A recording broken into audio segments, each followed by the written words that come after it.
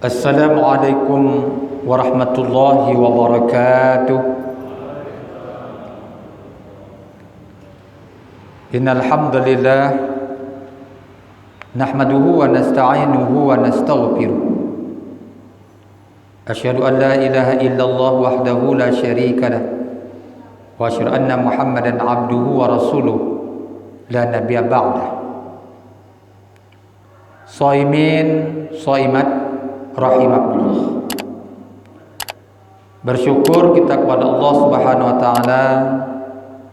Alhamdulillah, dengan izin Allah kita masih diberikan kesempatan memakmurkan rumah Allah, menunaikan sholat subuh secara berjamaah, khususnya di bulan Ramadan pada hari yang ke-27. Hari ini merupakan hari yang terakhir untuk hari Ahad. Betul? Ahad depan itu sudah berbeda dengan Ahad hari ini. Karena memang imbalan hari ini adalah satu fardu, perbandingannya adalah 70 fardu, bahkan 700 fardu. Tapi Ahad akan datang itu sungguh sudah berbeda, karena sudah di luar Ramadan.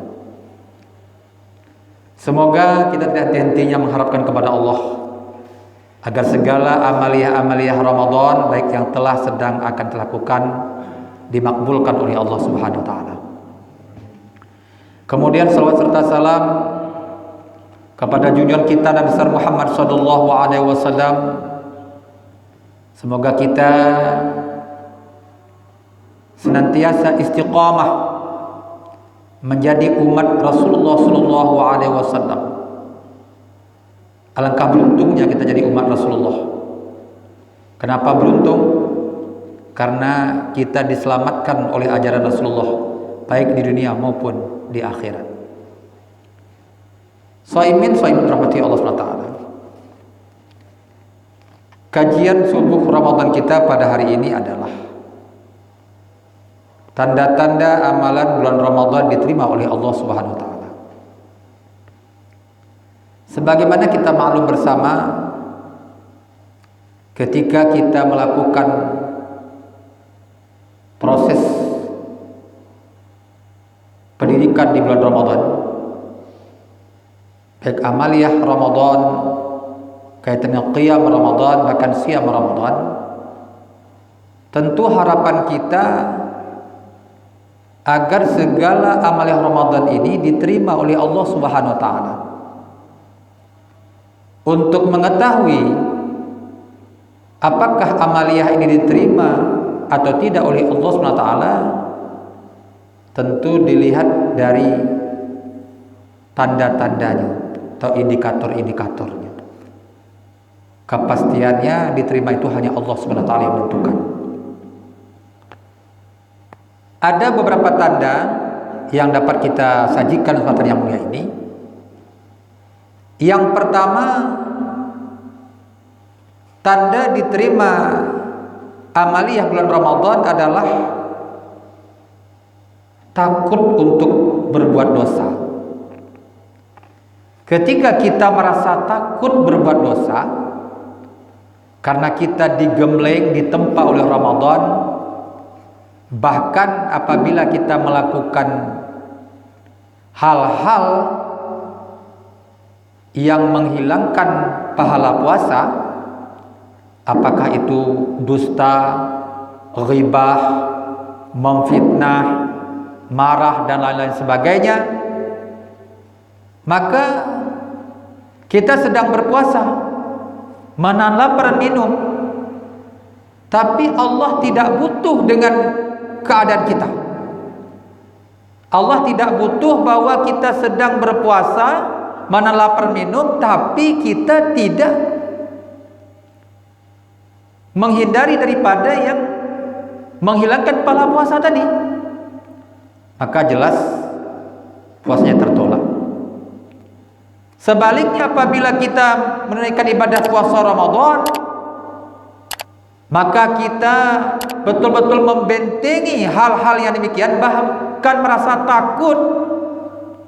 Jadi saking takutnya itu sehingga kita menyibukkan dengan hal-hal yang positif dengan kegiatan-kegiatan amaliyah Ramadan, maka berarti itu jelas merupakan tanda-tanda ibadah puasa diterima oleh Allah SWT.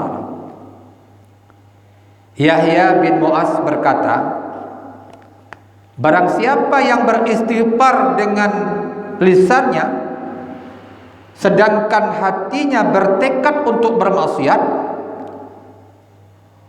atau azamnya kembali kepada maksiat setelah sebulan dan kembali, maka puasanya tertolak darinya dan pintu diterima amalannya tertutup.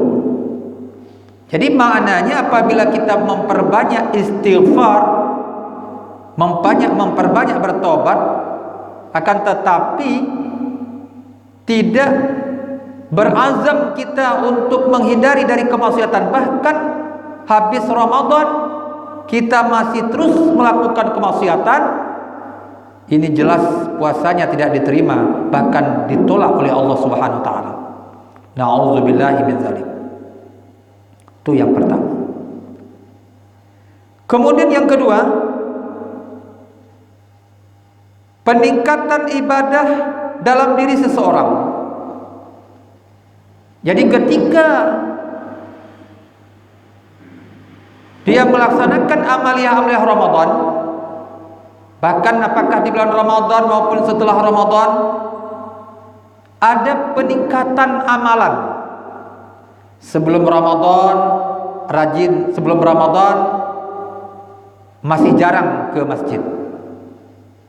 Tapi ketika bulan Ramadan, subhanallah, 5 waktunya istiqamah, tarawih dan witirnya senantiasa hadir, tadarusnya bahkan 10 hari terakhir bulan Ramadan mengikuti i'tikaf. Berarti ini ada perubahan-perubahan. Nanti perubahan ini lihat setelah Ramadan. Apabila nanti setelah Ramadan masih tetap bertahan, ini berarti pertanda ibadah Ramadan yang diterima oleh Allah SWT. Namun nampak perubahan, nampak kemajuan, nampak peningkatannya itu. Dia tidak terhenti hanya pada bulan Ramadan, tapi juga setelah Ramadan, subhanallah, ghirah beramalnya luar biasa. Mengikuti kajian-kajian, karena dia paham betul kalau sudah ada kajian-kajian, ada talabul ilmi, ini merupakan salah satu jalan untuk dimudahkan menuju surga. Itu yang kedua. Kemudian yang ketiga, seseorang akan kembali melanjutkan puasa di bulan lain. Jadi di bulan Ramadan dia menunaikan ibadah puasa Ramadan dan menjaga hal-hal yang membatalkan puasa, menghilangkan pahala puasa. Namun ketika setelah Ramadan, mulai bulan Syawal, dia menginginkan untuk melanjutkan puasa, yaitu puasa sunnah 6 hari di bulan Syawal. Subhanallah, memang puasa sunnah 6 hari bulan Syawal itu berat, tapi nilainya sangat-sangat tinggi. Kemudian dilanjutkan lagi puasa Senin Kamis, dilanjutkan lagi dengan puasa Ayyamul Bid, hari-hari purnama 13, 14, 15. Jika bulan Muharram, dia melanjutkan puasa Asyura. Puasa Asyura ini kalau menurut riwayat, dia tidak harus mesti pada 10 hari yang ke-10, tapi ada wabil khususnya, arti 9 atau 10. Sebab kalau dikhususkan itu dikhawatirkan nanti akan terkontaminasi dengan puasa-puasa orang-orang di luar Islam. Begitu juga puasa Arafah. Jadi banyak puasa-puasa yang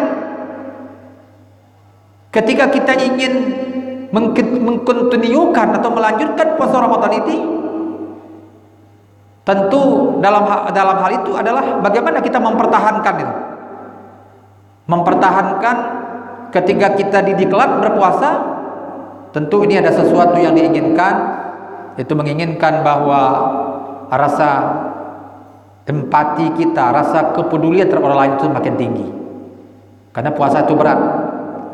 Jadi sehingga nilai-nilai puasa itu bagaimana mewujudkan kesalehan sosial, mewujudkan rasa kepedulian sosial terhadap orang lain yang memang ditimpa musibah, ditimpa penderitaan dan sebagainya. Shaimin, shaimat rahmati Allah Subhanahu wa taala.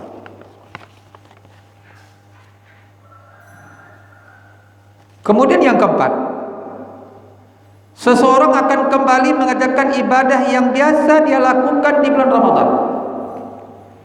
Jadi apa saja ibadah yang biasa dilakukan di Ramadan? Kalau tarawih itu jelas hanya pada bulan Ramadan. Tapi selain tarawih ada witir. Witir itu dilakukan di bulan Ramadan dan juga setelah Ramadan. Witir bukan hanya dilakukan setelah kita tidur, tidak, bahkan sebelum tidur pun ya disunahkan untuk witir. Karena apa? Karena khawatir kalau seandainya nanti kita menunggu witir pada saat menjelang subuh, mungkin waktunya singkat, atau apa-apalah kita witir sebelum tidur setelah Ramadan. Nanti dilanjutkan beberapa sunnah yang lain. Begitu juga apa kebiasaan-kebiasaan ibadah di bulan Ramadan? Tilawah Quran. Subhanallah, kita punya ghirah untuk tilawah Quran, bahkan satu hari satu juz. Bagaimana setelah Ramadan? Kebiasaan ini dipertahankan. Kalau seandainya di bulan Ramadan satu hari satu juz, setelah Ramadan juga satu hari satu juz, atau sekurang-kurangnya satu hari satu ain, atau satu halaman atau dua halaman. Yang penting ada kebiasaan baik, itu ada kelanjutan. Kemudian yang kelima, tidak membeda-bedakan bulan Ramadan dengan bulan-bulan lainnya. Maksudnya ketika kita beramal tidak terkesan dalam suasana. Di bulan Ramadan kita rajin ke masjid, setelah Ramadan juga kita rajin ke masjid. Di bulan Ramadan rajin baca Quran, setelah Ramadan rajin baca Quran. Di bulan Ramadan kita rajin i'tikaf. Di bulan Ramadan ada program i'tikaf. Setelah Ramadan juga diprogramkan i'tikaf itu. Minimal apakah 2 bulan sekali, 3 bulan sekali i'tikaf di masjid dalam rangka untuk menyempurnakan ibadah-ibadah kita. Subhanallah, betapa dahsyatnya ketika kita melakukan ibadah i'tikaf itu. Banyak ibadah-ibadah yang dapat kita lakukan. Shaimin rahmati Allah SWT.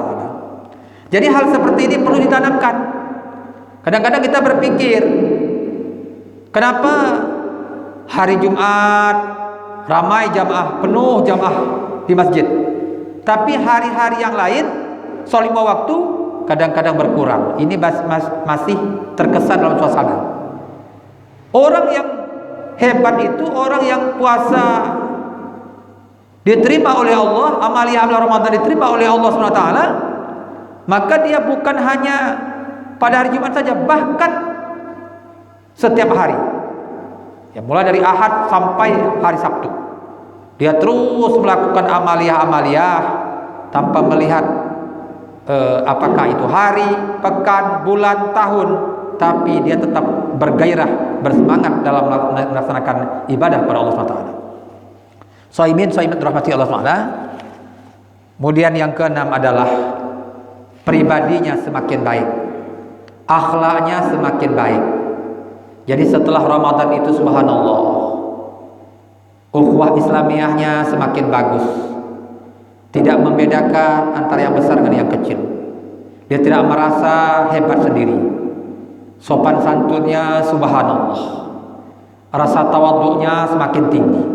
Ini pertanda bahwa amalia Ramadannya diterima oleh Allah Subhanahu wa taala. Oleh karena itu, masyiral mukminin rahimakumullah, mari sama-sama di akhir Ramadan ini hanya tinggal menghitung hari. Mari senantiasa kita memaksimalkan melaksanakan amalia Ramadan, bukan dari sisi syariah tapi hakikat-hakikatnya. Mudah-mudahan harapan kita kembali kepada fitrah dan kembali mendapatkan ketakwaan kepada Allah Subhanahu wa taala. Itulah yang menjadi target kita, jadi harapan kita. Insyaallah mudah-mudahan nanti perubahan ini kita rasakan baik di bulan Ramadan maupun setelah Ramadan. Innal ladzina yakhshawna rabbahum bil ghaib lahum maghfiratu wa ajrun kabir.